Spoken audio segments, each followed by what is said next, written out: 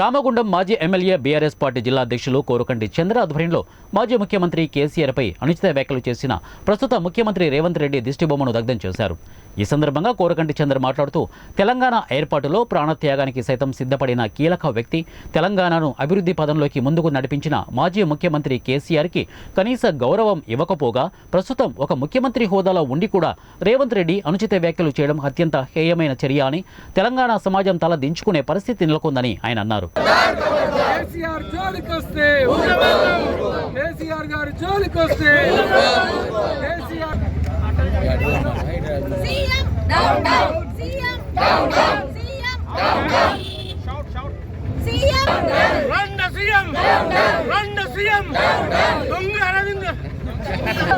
రేవంత్ రెడ్డి చెట్టు మీది కొంగ జై తెలంగాణ నాయకత్వం నాయకత్వం రేవంత్ రెడ్డి రేవంత్ రెడ్డి కొంచెం గీ అన్న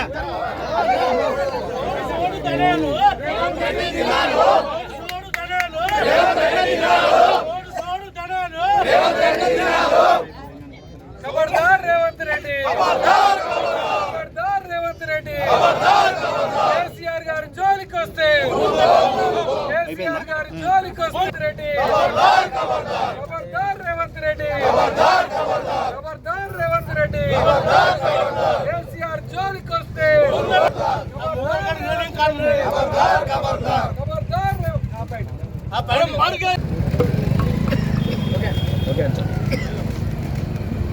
రేవంత్ రెడ్డి నిన్న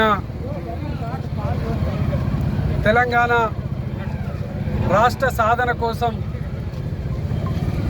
ప్రాణ త్యాగానికి సిద్ధపడి తెలంగాణ రాష్ట్రాన్ని ఏర్పాటు చేసేటువంటి విధంగా ఉద్యమాన్ని నడిపినటువంటి ఉద్యమ మహానాయకుడు మాజీ గౌరవ ముఖ్యమంత్రి కేసీఆర్ గారిని తెలంగాణ రాష్ట్రం 10 ఏళ్ల కాలంలో అభివృద్ధి పదంలో నడిపినటువంటి గౌరవ మాజీ ముఖ్యమంత్రి కేసీఆర్ గారిని రేవంత్ రెడ్డి అనుచితమైనటువంటి వ్యాఖ్యలను ఒక ముఖ్యమంత్రి హోదాలో చేయడం నిజంగా తెలంగాణ సమాజం అంతా కూడా తలదించుకుంటుంది.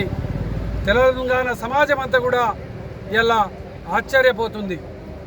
వీరికైనా మనం ఓట్లేసింది, వీళ్ళు ఇలా ముఖ్యమంత్రి హోదాలో ఉండేటువంటి వాళ్ళైనా ఈ తెలంగాణ రాష్ట్రం కోసం ప్రాణ త్యాగాన్ని సిద్ధపడేటువంటి నాయకుడిని నీళ్లు నిధులు నియామకాల మీద 10 ఏళ్ల పాటు ఈ ప్రాంతంలో నీళ్ల కోసం కాళేశ్వరం ప్రాజెక్టు, మల్లన్న సాగరు ఎన్నో ప్రాజెక్టులు నిర్మాణం చేసి బీడుపడ్డటువంటి పొలాలను పచ్చగా చేసినటువంటి కేసీఆర్ గారిని ఈ విధంగా మాట్లాడుతున్నారు.